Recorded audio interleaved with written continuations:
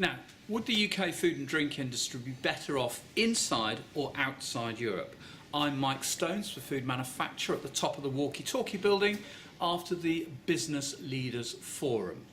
I caught up with a man who has a decisive answer to that question, Patrick Couveni, CEO of Greencore. Well, I think as a food industry we should stay, and certainly the position of Greencore is that we would be better off as a large employer, a large buyer of products, with Britain being in the EU than being outside. The reasons for that, I think, are fourfold. Firstly, we buy lots of raw materials from around the EU, around the world actually, and probably 650 million pounds a year of raw material as much packaging as that. Purchases. We do, and up to half of that is either sourced from or connected to EU states outside of the UK. And so the uncertainty around what the trading deals would be between Britain and the EU post an exit, whether that's an EU in totality or the discrete countries, I think would create uncertainty and inflationary pressure into our raw material and packaging bill. That would be bad for Greencore. I think it would be bad for the food industry too. The second issue for us is around the availability and cost of labour. Now, we have, as an industry, an escalating wage bill over the next number of years because of the living wage, the apprenticeship levy, and those are good things in and of themselves. They're good social initiatives, and we're not unsupportive of that. But I think if you were to layer on top of that a tightening of British borders with the EU and greater complexity in terms of EU nationals coming and working in the UK, which you see as inevitable. I think that is an inevitable consequence given the direction of the political direction of the impending campaign, and so I think that would feed through to more expensive labour, and I think that ultimately would feed through to higher prices and less competitiveness in the industry. I think the third issue is the uncertainty of a decision of Britain to leave and what that would mean for sterling.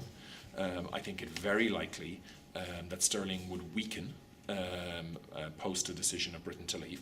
And I think the consequence of that is that there would be capital flows out of the UK. It could be good in the short term.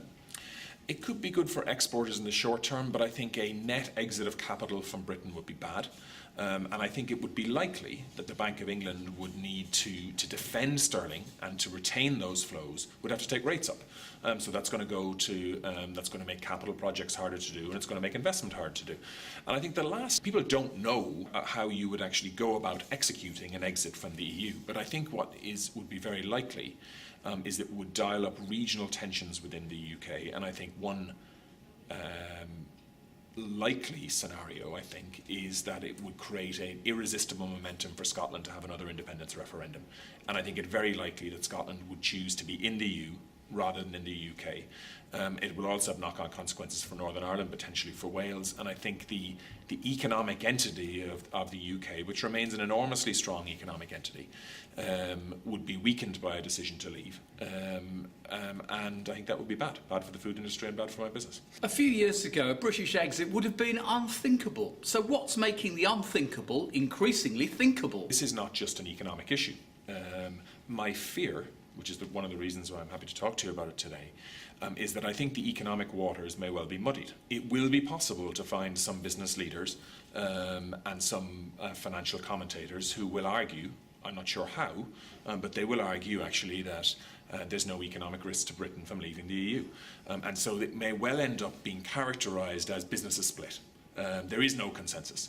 I think that would be false, because my expectation, indeed my understanding, is that the vast majority of business leaders, certainly the business leaders who are with us today in the food industry, strongly believe that their industry and their companies are better served by Britain being in the EU.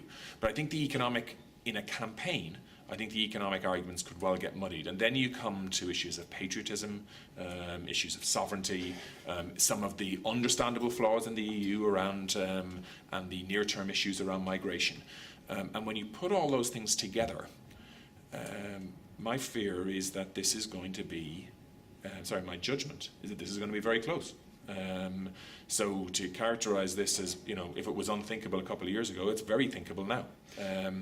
And that will require, I think, not just political figures, but people from other walks of society, including business, to engage in the debate because I think it matters. Patrick Caveni, thank you very much. This is Mike Stones for Food Manufacture at the Business Leaders Forum.